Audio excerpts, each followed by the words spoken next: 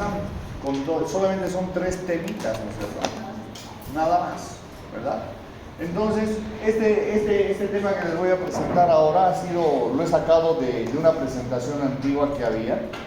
Y recuerden qué es lo más interesante o qué es lo más importante para nosotros, la parte de la semiología, ¿no es cierto? Lo demás que vayan a encontrar en esto es para que ustedes lo utilicen a su beneficio, si es que lo quieren utilizar. ¿Sí?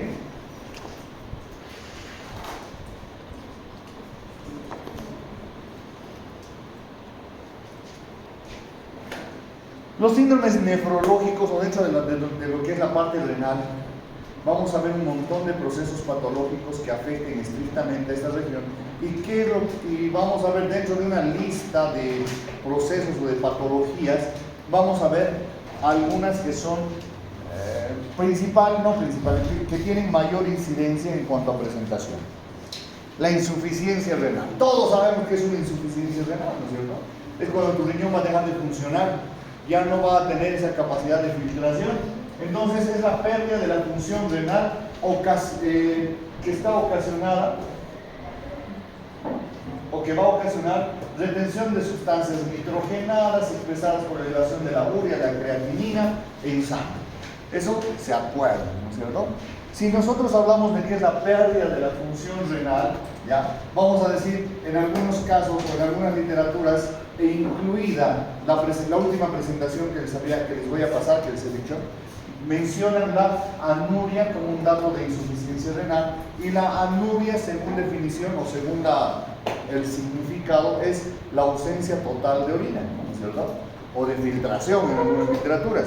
Pero les había dicho que solo va a haber una disminución hasta menos de 15 ml en una hora de filtración glomerular.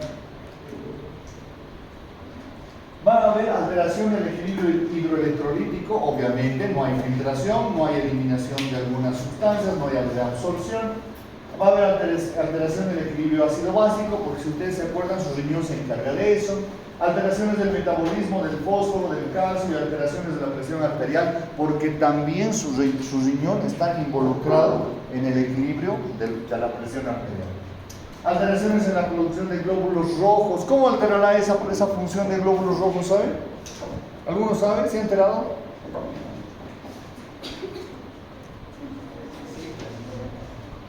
De acuerdo a la velocidad en que se vaya a desarrollar una insuficiencia renal, vamos a encontrar 3 formas clínicas.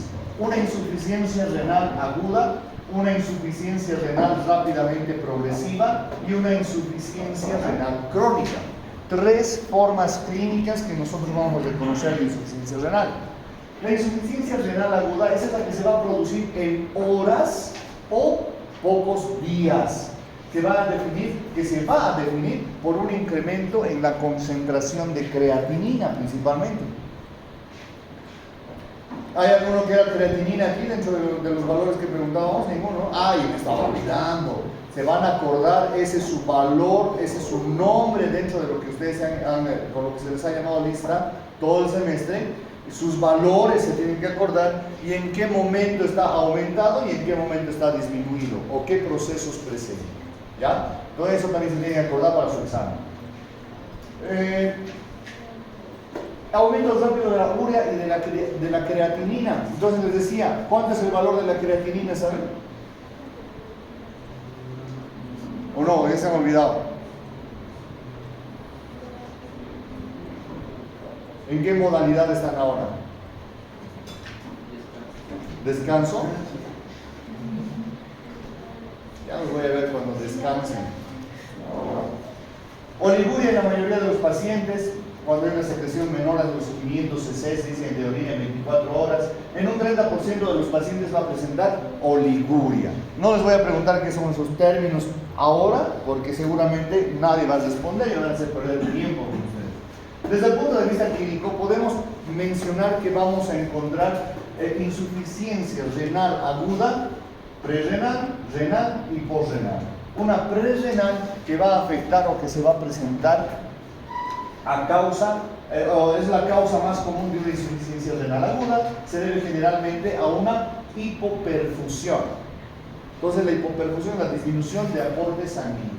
Se puede revertir si se instaura un flujo renal, nuevamente entre comillas normal, adecuado, siempre y cuando no haya habido daño tisular, obviamente, ¿no es cierto? Es una respuesta fisiológica a la perfusión renal disminuida que ocasiona disminución del filtrado glomerular manteniendo una función tubular normal. Ejemplo, ¿quién da un ejemplo? Por una falta, en 3, 2, 1, ejemplo de hipoperfusión renal. Insuficiencia cardíaca. ¿Quién ha dicho trauma? La glomerulonefritis es algo que está afectando a tu riñón, entonces no es prerrenal, es una arriba del riñón. Hemos dicho una que va a afectar principalmente al flujo renal. Diabetes, puede ser, pero algo mejor, la diabetes va a ir a afectar al riñón. Algo que hemos dicho, los que pasaban gabinete con Angie, con Ángela, siempre le he dicho yo a la Angie, ¿no tienes? ¿Estás muy blanca? ¿Y quién son los blancos? Los que no salen al sol, no. Guampiros, los anémicos, ¿no es cierto? La anemia aguda, uno de los ejemplos que podríamos utilizar. Disminución del volumen intravascular, alteraciones de la resistencia vascular y descenso del volumen sistólico. ¿En qué casos hay disminución del volumen sistólico? Me has dicho hace rato. Insuficiencia cardíaca, ¿no es cierto? Disminución del volumen intravascular, los ejemplos o los problemas que ustedes van a enfrentar solamente para sospechar de una insuficiencia renal aguda de tipo prerrenal. Hemorragias, pérdidas digestivas, deshidrataciones, poliurias, formación del tercer espacio, pancreatitis, quemaduras, traumatismos y peritonitis, entre los más relevantes que podríamos encontrar. En el caso de una alteración de la resistencia vascular periférica, sepsis, anafilaxia, anestesia, fármacos que van a disminuir la poscarga, disminuciones del volumen sistólico, shock cardiogénico, insuficiencia cardíaca, embolia pulmonar, arritmias, taponamiento cardíaco, valvulopatías y ventilaciones con presión positiva. Entonces, así de genial va a ser su examen. Insuficiencia renal aguda intrínseca o parenquimatosa renal. Presenta un 40% de las patologías o de los pacientes con insuficiencia renal aguda. Los sectores del riñón que pueden estar comprometidos, ahora sí, aquí van a estar afectados. La parte glomerular, tubular y el intersticio o el área vascular de tu riñón. Las lesiones tubulares, el 80% de los casos van a corresponder a una necrosis tubular de tipo agudo. Una necrosis que puede ser tanto tóxica como isquémica, ¿no es cierto? La tóxica, obviamente, por algo tóxico, ¿no es cierto? Pero vamos a ver qué cositas hay. Hasta el 25% de los pacientes van a tener una respuesta o han recibido en algún momento previo a su patología aminoglucósidos. ¿Qué aminoglucósidos conocen? Por otra falta, en 3, 2, 1, nada. A dosis terapéuticas van a mostrar algún grado de necrosis tubular aguda. ¿Cuáles son los aminoglucósidos? Mucho descanso a su cerebro, eso no va a funcionar para nada. No va a arrancar y se va a quedar en pleno su vida. ¿Qué le querías decirme? ¿Gentamicina es un aminoglucósido? Sí. Generalmente no es oligúrica, ¿ya? Y aparece entre los 5 y los 10 días después de terminado un tratamiento, ¿ya? Entonces, ¿por qué no debemos calcular en los niños, por ejemplo, una dosis con cualquier antibiótico que ustedes tengan en su cabeza, incluida la gentamicina, le vamos a poner? Cualquier antibiótico, ¿por qué no tenemos que calcular con la dosis o con la dosis kilo peso más alta por este riesgo? ¿No es cierto? La necrosis tubular aguda de tipo tóxico, los factores predisponentes son una nefropatía previa, la deshidratación y la edad avanzada. La mayoría de los viejitos van a tener una predisposición a este problema. Fármacos fármacos que pueden producir necrosis tubular aguda. AINES, IECAS, antagonistas de los receptores de la angiotensina 1, los medios de contraste, aminoglucósidos, vancomicinas y quimioterápicos. Todos decían que los quimioterápicos salvaban vidas, sí, pero te van a tirar el riñón. Puede, no siempre, ¿no? El litio, el paracetamol, cloroformo, herbicidas, hongos venenosos y venenos de serpiente. Algunos tipos de venenos de serpiente, después de una picadura, van a ocasionar alteración vascular generalmente y te pueden dejar sin riñones. Algunos tóxicos endógenos como la mioglobinuria secundaria, la miomiólisis. ¿Alguien se acuerda de esos términos? Mioglobinuria. ¿Dónde están los faltosos? En 3, 2, 1, nada. Rhabdomiólisis. ¿En qué es la rhabdomiólisis? En 3, 2, 1. Aplazados, por ir de una vez. ¿Qué? Habla, Joel. No te has rasurado en mano hoy día. Anemia hemolítica, reacciones transfusionales, que es una parte muy interesante en este caso de las necrosis tubulares. La hiperuricemia aguda. ¿Qué es la hiperuricemia?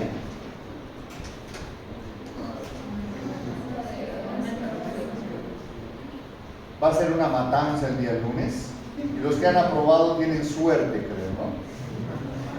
Como consecuencia de la quimioterapia o niveles espontáneos de ácido úrico superiores a los 17 miligramos de decilitro. La causa puede ser una obstrucción tubular por cristales de ácido úrico. Si se acuerdan, cuando los que estaban presentes en la clase virtual, cuando hablábamos del ácido úrico, ¿se acuerdan de la escarcha urémica? Nada, ¿no es cierto? Había una docente en la universidad donde he estudiado que nos trataba como a changos. Creo que le voy a invitar para que les haga algunas preguntas a ustedes antes de su final. Fármacos que pueden producir, seguimos, la proteinuria de Baines-Jones en el mieloma múltiple. ¿Alguien se acuerda de las proteínas de Baines-Jones? ¿Han tenido que ver? Sí, me suena así. ¿Cuándo he escuchado? Alguien les ha susurrado en el oído, seguro. Necrosis tubular aguda, ya ahora de tipo isquémico. La anterior era específicamente tóxica, ¿no es cierto? Las de tipo isquémico ocurren cuando la hipoperfusión renal se hace presente. Es muy acentuada o se mantiene por mucho tiempo esta hipoperfusión. Hipoperfusión igual a disminución del aporte sanguíneo a ese nivel. Podemos sospechar de lesiones, vamos a buscar lesiones intersticiales, vasculares o glomerulares. Las nefritis intersticiales responden a las insuficiencias renales agudas que pueden ser tóxicas o pueden ser infecciosas. Las tóxicas, penicilinas, ampicilinas, sulfamidas, AINES, fenitoínas. De estas, casi las dos primeras ya casi ni se las utilizan, ¿no es cierto? Gracias a los malos tratamientos que han realizado. Dentro de las causas infecciosas tenemos bacterianas como leptospira. En nuestra región, muy poco común. Salmonela, de todos los días. Estafilococo, las virales como el virus de la hepatitis B y el sarampión. Hepatitis B, ¿dónde van a encontrar hepatitis B? Ni eso, ¿no? En la aroma. ¿Dónde van a encontrar sarampión? No hay. Por suerte se ha parado la presencia en Santa Cruz también. Una insuficiencia renal aguda, ahora sí, postrenal. Ya hemos hablado de la que es renal, la tóxica y la isquémica, ¿no es cierto? Ahora la postrenal, la que está después del riñón. Es la etiología menos común por obstrucciones bilaterales del flujo urinario. En los niños son muy comunes las obstrucciones congénitas, en jóvenes las litiásicas y en los mayores la hiperplasia prostática. ¿Ya? Entonces, en los varones. En las mujeres también persiste la parte de los litos, pero en las damas el más común va a ser las neoplasias ginecológicas. ¿Ya?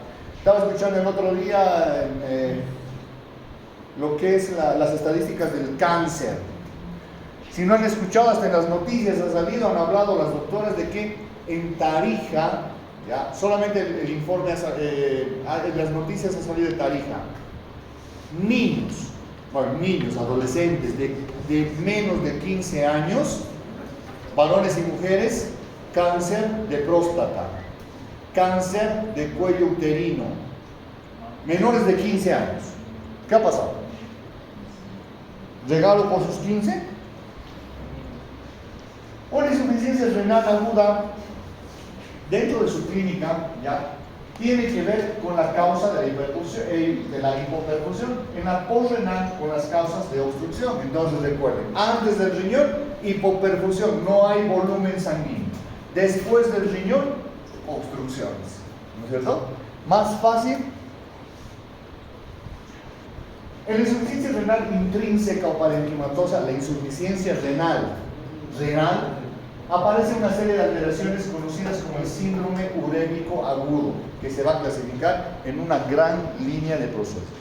Pero ¿qué más tenemos aquí? Algunos detalles que hemos visto ya anterior.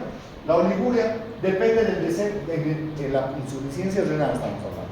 Va a depender del descenso del filtrado glomerular. Por lo general, la eliminación urinaria en 24 horas es menos de 500 cc, menos de 500 ml. Si hay anuria, se debe sospechar, por lo general, de un proceso obstructivo. Retención nitrogenada. Los pacientes normocatabólicos, los que están funcionando, entre comillas, bien, cuando van a catabolizar, la creatinina va a aumentar por lo menos, dice, por día. En los hipercatabólicos puede aumentar hasta 2. Normalmente en los varones y en las mujeres vamos a tomar un parámetro total de hasta 1 o 1.1 de creatinina, ¿ya? Esta situación se presenta en pacientes quemados, los pacientes con procedimientos quirúrgicos sépticos o procedimientos quirúrgicos grandes, ¿ya? Sobrehidratación. El exceso de agua corporal también va a acompañar a la insuficiencia renal aguda oligúrica. Se expresa con edema periférico, edema pulmonar y en ocasiones hipertensión arterial. Puede ser hiponatrémica diluida con obnubilación y convulsiones. Tomar mucho líquido también es contraproducente. ¿Han visto a las mises? ¿Alguien tiene familiar, amigo, miss, no sé, modelo? Y toma mucha agua. No está solamente reservado para las rubias ese término, ¿no? También las que son así. Una acidosis se manifiesta clínicamente rápidamente. ¿No entendí? No todas las rubias son tontas, ¿se han visto la película? ¿No han visto la película? Clínicamente por una respiración de Kussmaul. ¿Cómo es la respiración de Kussmaul? Está por otra falta. En 3, 2, 1. Nada. ¿Cuál es la respiración de Kussmaul? Ya, no por falta les da. Tal vez no les gusta pagar sus cosas.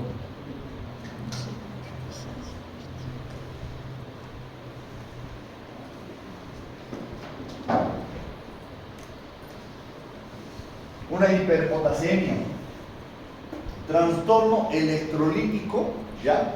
Donde grave que nosotros, donde los niveles séricos de potasio van a ser superiores a 5.5 miliequivalentes por litro. ¿Cuánto es el valor del potasio, saben? Del potasio. Está acompañado de debilidad muscular y puede haber arritmias y un paro, pero es raro. En el electrocardiograma se va a encontrar onda P alta, picuda, desaparición o aplanamiento de la onda P y aumento de la amplitud del QRS. ¿Ya ha llevado electro? No, ¿no? Bueno, ya no les voy a preguntar esa diapositiva ya. Hipermagnesemia, la retención del magnesio, cuando aumenta el magnesio en su sistema, ¿ya? Es común en la mayoría de los pacientes cuando es asintomático. En la mayoría de los pacientes. En ocasiones presenta depresión del sistema nervioso e hipotensión arterial. Solamente la presencia del magnesio. ¿Quiénes toman? He visto algunos que manejan frasquitos de suplementos de magnesio. ¿Ninguno está aquí? Tienen que tomar en cuenta esto. Tiene que tener temporadas de tomar el magnesio, no es tomar toda su vida, por si acaso. Vienen algunos combinados con calcio, con litio, no con litio, ¿con qué? ¿Con AC? No. ¿Has dicho AC o semi? Una de las dos. No. Hipocalcemia. Va acompañada a una disminución de la síntesis de vitamina D3. ¿Para qué sirve su vitamina D3? Otra falta, en 3, 2, 1. ¿Ah? ¿Para el calcio? ¿Qué hace? Me dices y te borro una falta.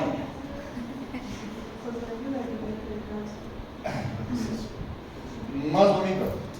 Te ayuda a que entre el calcio, suena mierda. Para metabolizar. Bienvenidos, Yuri, ¿has llegado de viaje? Ya, me haces recuerdo, te debo una, ¿no? Así de fácil, ustedes siguen tonteando ahí, siguen empanadeando o haciendo. Hiperfosfatemia, por una disminución en la excreción urinaria de fósforo. Si no está funcionando tu riñón, ¿qué cosa va a eliminar? Nada. Anemias. Se hacen evidentes una semana después de haber iniciado la insuficiencia renal aguda por déficit de la eritropoyetina, ¿no es cierto? ¿Y de qué se encarga su eritropoyetina? ¿De algo en especial? Ya, por falta, ya, en 3, 2, 1. Va a haber coagulopatías por alteraciones en la función plaquetaria y el factor 8 que está presente, ¿no es cierto? Entonces, ahí está lo que les he preguntado hace rato. ¿Qué hace su riñón para que haya anemia? Ahí está la respuesta, ¿no es cierto? Pero no, siguen, ya se recuerdan, los dos faltas, estas se han borrado. En el caso de una insuficiencia renal rápidamente progresiva, grupo de enfermedades del riñón que se caracteriza por, obviamente, una pérdida de la función renal en menos de 12 semanas. Menos de 3 meses está chao ese riñón. ¿Ya? Se arruina hasta contar antes de que digan 3 meses. Todos los sectores del riñón pueden estar afectados, sí, es global. ¿Ya? Una glomerulonefritis puede rápidamente progresiva, que está incluida dentro de la insuficiencia renal rápidamente progresiva, suele ser un síndrome clínico de declinación de la función renal que va a ocurrir en semanas con hematuria dismórfica, cilindros hemáticos y proteinuria glomerular principalmente. Y que sin tratamiento oportuno pueden llegar hasta una insuficiencia renal de tipo irreversible. Recuerden eso. Primero, cualquier proceso patológico que ustedes ahora sí vayan a sentir, estoy orinando cada rato, me duele el pilín cuando orino con espuma, orino muy oscuro, muy claro, todo eso tiene que llamar la atención. ¿Ya? Entonces, ¿qué hacen? Tienen que hacerse un control suficiente, un parcial de orina. Encuentran algo raro en su parcial de orina, inmediatamente se harán orina de 24 horas, proteinuria de 24 horas, irán a buscar algo más específico para evitar cualquier proceso que pueda llegar a ser irreversible. Hasta cierto punto se puede revertir. Son generalmente de origen autoinmune posterior a infecciones sistémicas.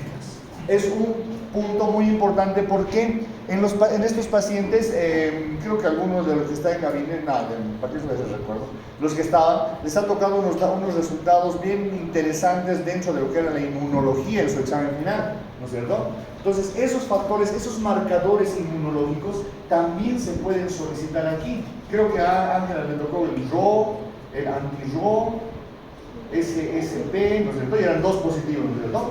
Entonces también vamos a encontrar esa especificación o esos resultados similares dentro de este proceso. Ya nos vamos a la insuficiencia renal crónica, ya mucho de insuficiencia renal ya tienen ustedes. Es la pérdida progresiva de la función renal que se produce en meses o años. ¿Ya? Progresivamente va a ir dejando de funcionar su riñón.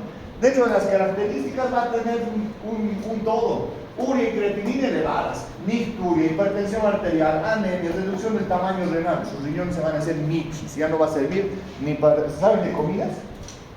¿Saben qué es un Holke? No, no saben, no saben. Es riñón, como caldo de riñón. Pero así se llama, Holke, más rico. Dentro de la etiología de una insuficiencia renal de tipo crónico, tenemos que, ya no te muevas tanto, estás llamando la atención de todos, ¿qué pasa?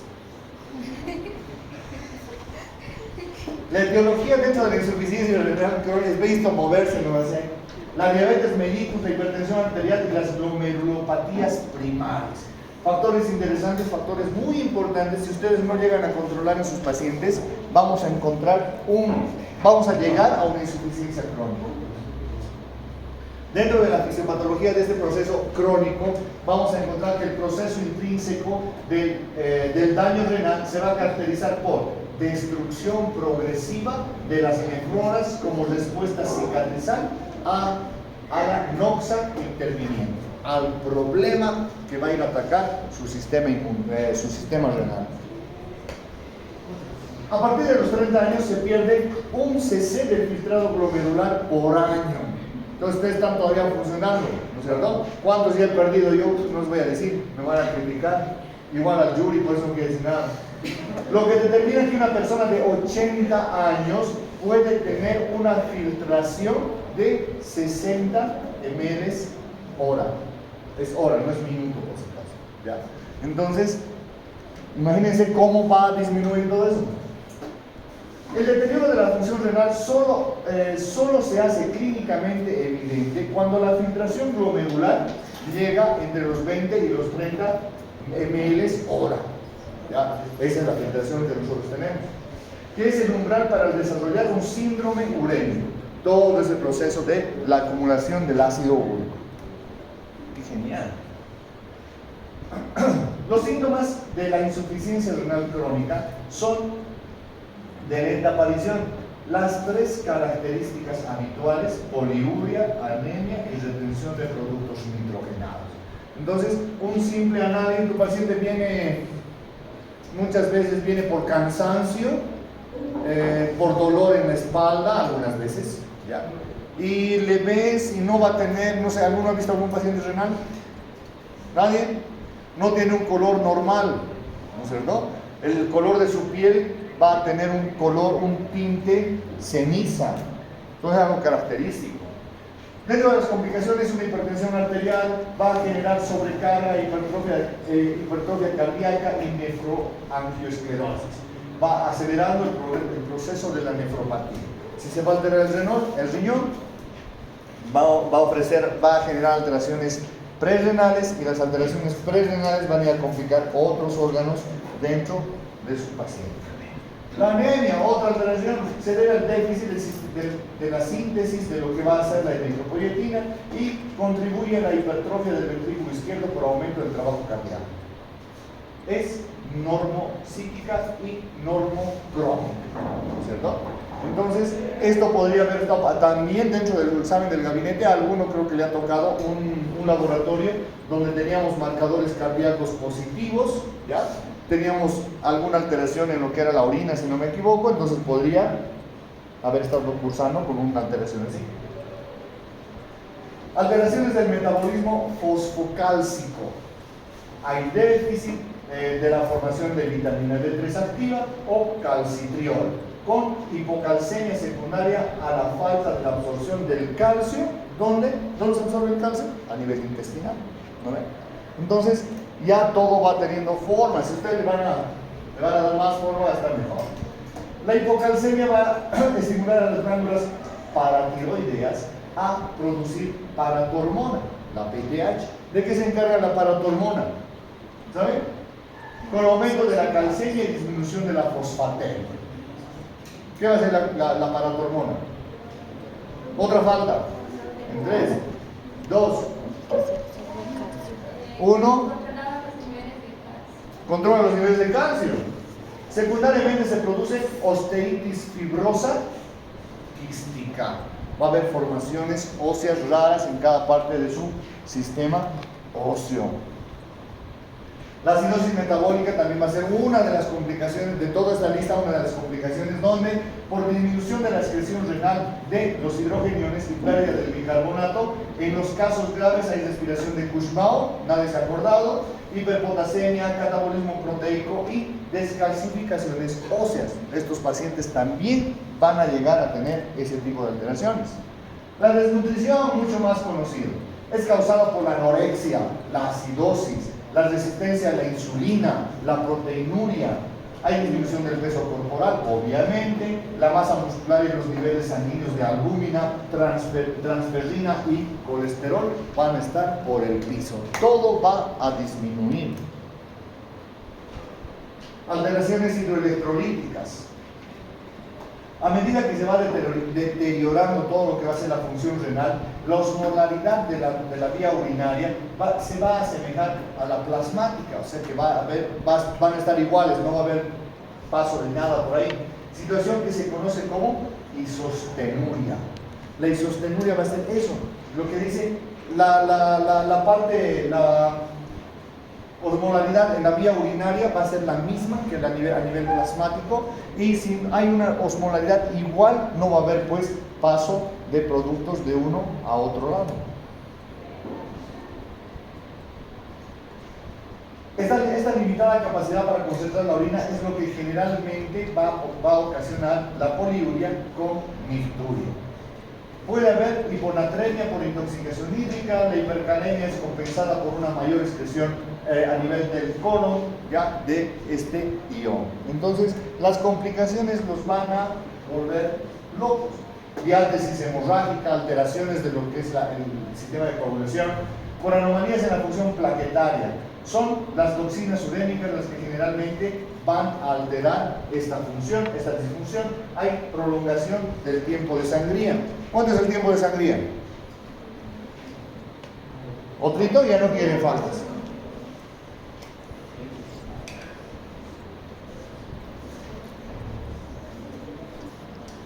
Anomalías neurológicas.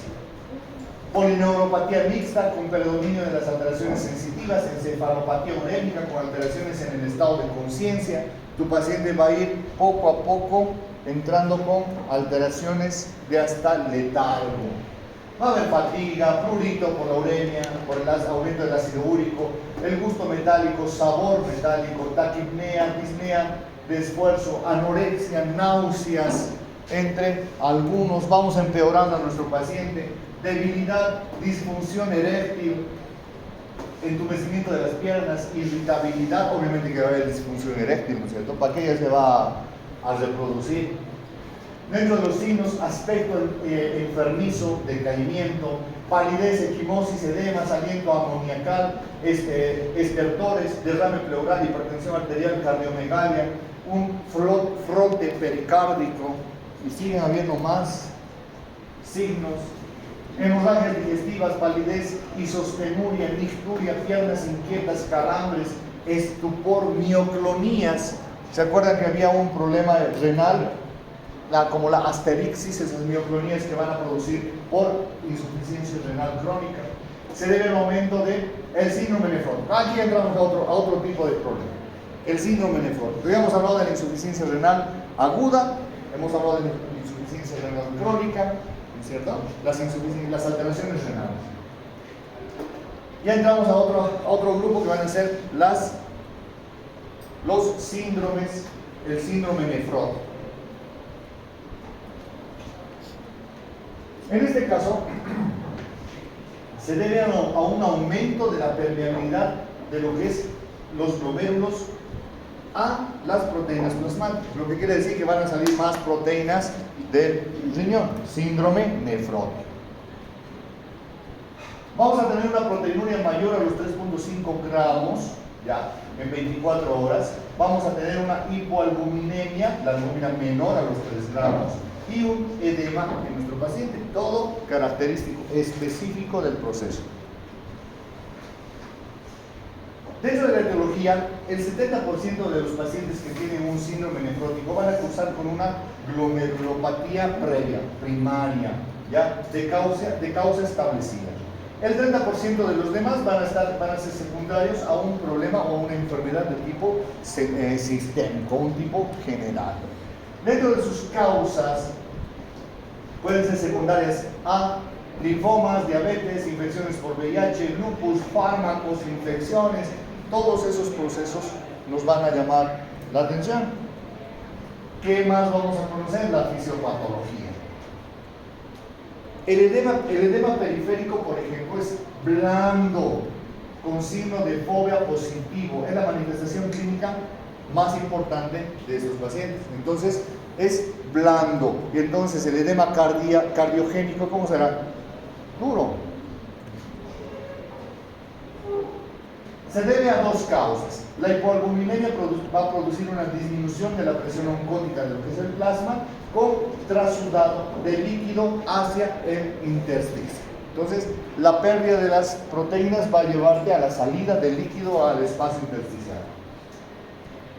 La hipovolemia va a estimular lo que es el eje renina, angiotensina, aldosterona, reteniendo ¿qué? Sodio desde el riñón, ya, agua en la nefrona, lo cual va a agravar el edema. Entonces hay una mala información porque todo el líquido se ha salido al extravascular. Nuestro sistema va a sospechar o va a identificar que hay una hipovolemia, se va a activar el eje y va a absorber más agua. El aumento de la volemia con disminución de la presión oncótica aumenta el líquido y disminuye las proteínas, ya va a acentuar el edema, obviamente, más va a disminuir la presión oncótica y esa es la parte que ustedes conocen de la fisiopatología del edema, el cual se hace manifiesto cuando la albúmina disminuye por debajo de los 3 gramos por decilitro. El edema inicialmente aparece en los miembros inferiores, pero luego se va a generalizar para todo el cuerpo, llegando a la cara abotagada, anasarca, derrames en las serosas como la pleura, que puede producir disnea y que también ahí va a producir ese roce pleural durante el ciclo respiratorio. Las complicaciones que nosotros vamos a buscar, un balance nitrogenado negativo. La proteinuria es masiva, va a llevar a un balance negativo de lo que es los agentes nitrogenados, que pueden disminuir la masa muscular hasta un 20%. No es mucho, pero imagínense a alguien que es flaquito, ¿no es cierto? Va a haber una hipercoagulabilidad, hay aumento del fibrinógeno, disminución de la antitrombina y un incremento de lo que va a ser la agregación plaquetal. Puede haber trombosis venosa o arterial a cualquier nivel con un tromboembolismo secundario. Entonces va a haber la formación de coágulos y esos coágulos pueden ir a cualquier parte de tu sistema. Va a haber una aterogénesis, lo que también hemos mencionado, hay aumento del colesterol y los triglicéridos con producción de placas ateromas, y estos ateromas también pueden desprenderse y causar el riesgo de morir por una enfermedad coronaria es 5 veces más elevado en los pacientes con síndrome nefrótico. Procesos infecciosos son secundarios a las infecciones bacterianas. Se debe a la hipogamaglobulinemia por pérdida urinaria y por disminución de su síntesis en el sistema. Se ha determinado que este tipo de proteína, la gamma-globulinemia o gamma-globulina, va a interferir en parte de lo que es su sistema inmunológico. El edema facilita el crecimiento bacteriano y además son frecuentes las celulitis y las peritonitis.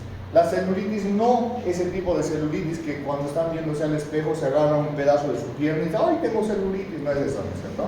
Es un proceso inflamatorio que se va a convertir en infeccioso de todo el tejido celular subcutáneo. La insuficiencia renal aguda, ya hemos hablado de esta, pero está incluida dentro de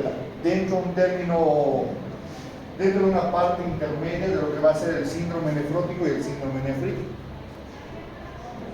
Puede deberse a trombosis bilaterales, pero estamos hablando en este caso de una de las complicaciones del síndrome. Puede deberse a trombosis bilateral de las venas renales o necrosis tubular aguda, que es otro proceso que nos va a llevar a esto. Secundaria a isquemia o infección, secundaria a un proceso de disminución de volumen o a un proceso tóxico. La renal crónica, a excepción de la enfermedad de cambios mínimos a nivel renal, todas las otras causas de síndrome nefrótico tienden a evolucionar a una insuficiencia renal de tipo crónico. Entonces, hay que cuidar sus riñones, no fallen mucho. Aquí tenemos el otro punto, el síndrome nefrítico. Ya se están durmiendo, ya les duele el poto, ¿no? La aparición súbita de edema acompañado de proteinuria, hematuria, hipertensión arterial y moderada disminución de la función renal con oliguria.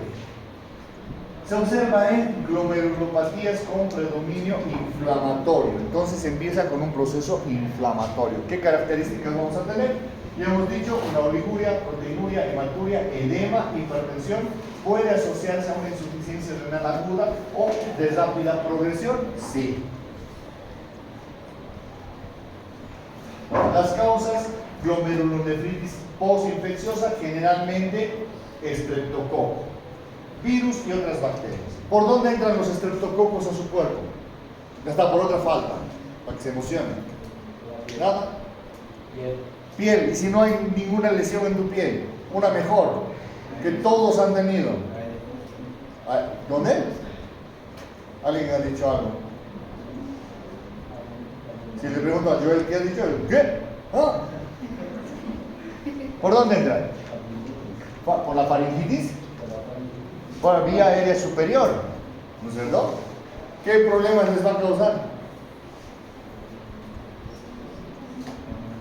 Lo que ha dicho Yuri, faringitis, ¿no es cierto?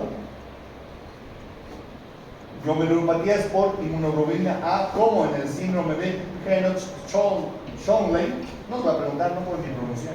Glomerulonefritis membrano proliferativa, que es la presencia de una alteración poco frecuente en nuestra región, pero que sí se ha estimado una relación alta. Glomerulonefritis con semilunas, lupus eritematoso sistémico, todo dentro de lo que va a ser la alteración glomerular. Un cuadro clásico dice una infección por estreptococo beta hemolítico del grupo A, que va a entrar por la parte superior de la vía aérea, que afecta la faringe, la piel o las vías respiratorias superiores principalmente, es seguida después de un periodo de latencia de 1 a 3 semanas por un cuadro renal. Paciente que no ha cumplido un tratamiento adecuado, por ejemplo. Un cuadro renal por inmunocomplejos circulantes que van a inflamar, ¿qué? El glomérulo. Entonces ahí está la parte principal de un cuadro básico o clásico de esto. Hay diversos mecanismos de inflamación de lo que es el glomérulo y que van a producir una disminución de la filtración glomerular con conservación de la reabsorción tubular, lo cual va a producir la oliguria.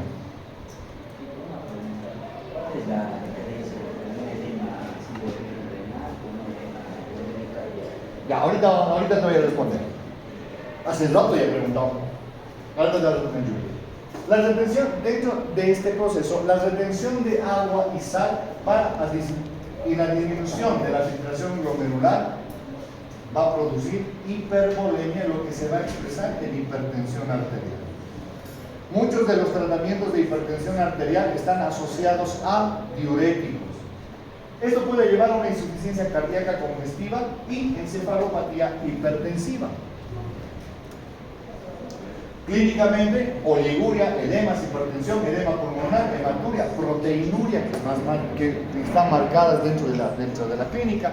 Su complicación, ya hemos hablado, insuficiencia cardíaca congestiva, hiperpotasemia, encefalopatía hipertensiva, ¿no es cierto? Entonces, una infección urinaria, vamos a entrar, creo que es el último. Antes de esto, las diferencias del edema. Hace rato habíamos mencionado una, ¿no es cierto? El edema de origen renal es blando, ¿ya? Blando. Del corazón es duro, no quiere decir que no vaya a tener fobia, sino es más difícil de generar una fobia, ¿ya? En la de tipo renal es más sencillo, ¿ya? Otro, el de origen renal va a ser generalmente diurno, va a desaparecer en la mañana. El cardíaco se va a presentar casi todo el día, ¿ya? Otra diferencia, el origen cardíaco es un edema frío. El de origen renal es un edema caliente. ¿A qué se refiere? Tocan la extremidad y está fría o caliente. ¿Ya? Entonces, las principales alteraciones. Otra más, cuando estás realizando la fobia, la una es, tiene consistencia pastosa, la de origen renal, y la otra no. Ya, no me acuerdo el otro término que era, pero no es pastoso. Cuando presionas, no hay ese sonido similar a una crepitación. ¿Ya? Entonces, generalmente esa. Y aparte, la de origen cardíaco va a presentarse en la cara. Las principales causas o diferencias que puedes encontrar. ¿Ya? Entonces, vamos con la insuficiencia renal.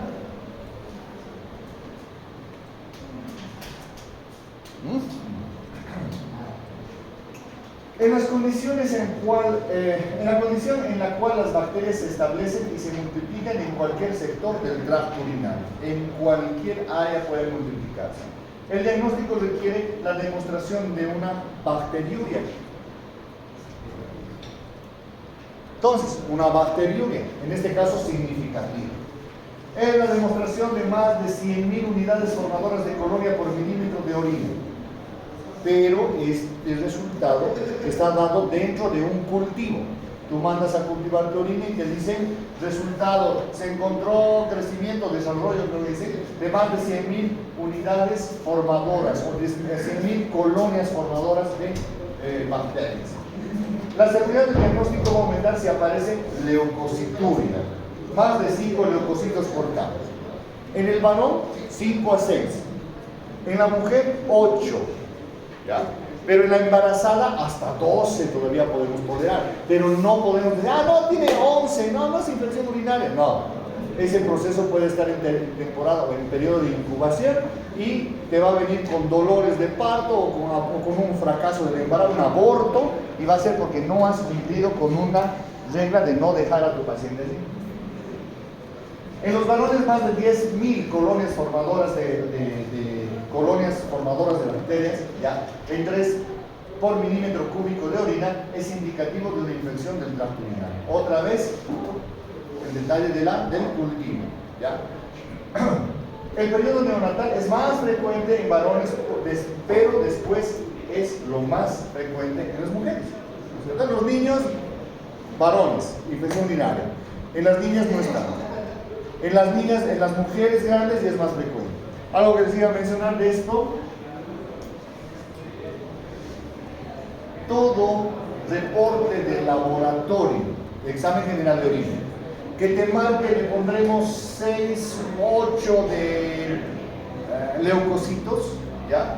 Más presencia de bacterias abundantes, mándenla a cultivar y empiecen un tratamiento inmediatamente. ¿Por qué? En las mujeres puede evolucionar rápidamente el cuadro infeccioso, más que en el varón. En el varón todavía va a tener alguna ligera molestia, decir, estoy yendo a orinar cada rato al baño, debe ser que tomo mucha agua. No, puede ser una infección del tracto urinario que es clínicamente poco sintomática, que no tiene ningún tipo de síntomas que llame la atención, ¿no es cierto? Entonces, ahí tengan mucho cuidado. Dentro de la etiopatogenia es más frecuente en obstrucciones urinarias, reflujo vésico uretral. ¿Qué más hay? En las mujeres jóvenes participan los siguientes factores: uretra corta, anatomía; relaciones sexuales promiscuas; uso de espermicidas y diafragma por no usar preservativo u otra cosa; vaciamiento incompleto de la vejiga cuando van de fiesta y quieren orinar y van y un ratito un poquito orinan para liberar presión y ya. Deficiencia de estrógenos, también algunas que no utilizan o que utilizan también algún tipo de medicación suplementaria. Microorganismos causales. El 85% de estos procesos infecciosos va a estar ocasionada por la Escherichia coli. El 10% por Staphylococcus saprophyticus, que es uno de los menos, como ven, menos frecuentes. La infección urinaria complicada puede ser producida por gérmenes tan comunes, ¿ya? Proteus, Klebsiella, Citrobacter, Enterococcus, Pseudomonas, que pueden ocasionar el proceso. Pero ¿cómo vamos a diferenciarla? Por un cultivo. Por eso les digo, tienen clínica de infección urinaria, manden a cultivar y empiecen tratamiento.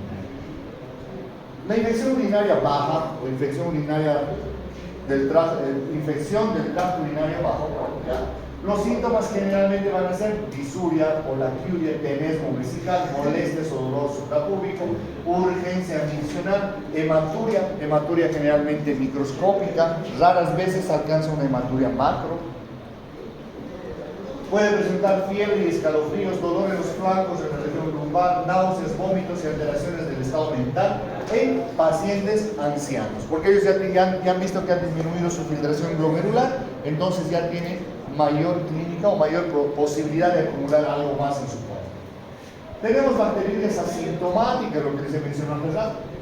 En las personas de más de 100.000 unidades formadoras de colonias sin síntomas, dice, suele acompañarse de leucocituria. Entonces puede haber bacterias, como les he mencionado, bacterias abundantes o bacterias en regular cantidad, pero sus leucocitos están superando los 12 en un varón. Entonces ya podemos tomar en cuenta ese detalle, además de la clínica que vamos a buscar.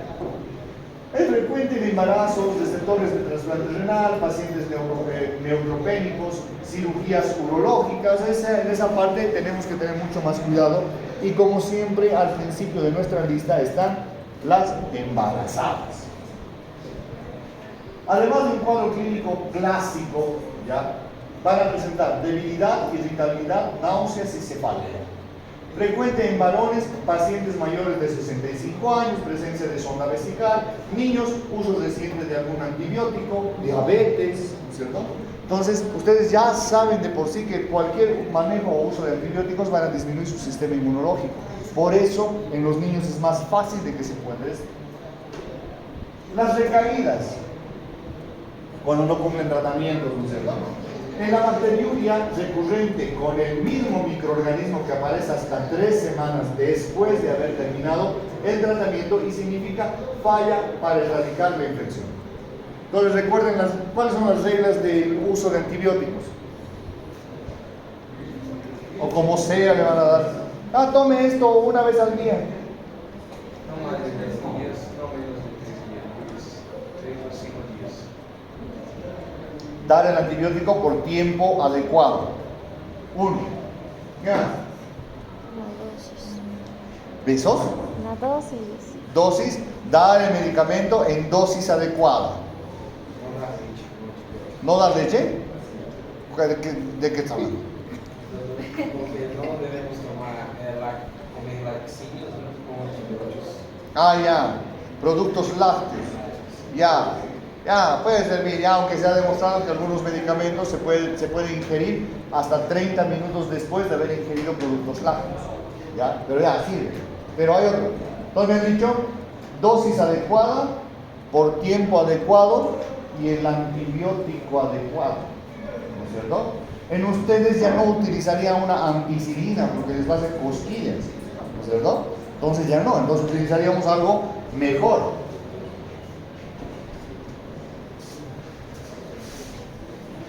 ¿Has ido a comprar fruta para todos?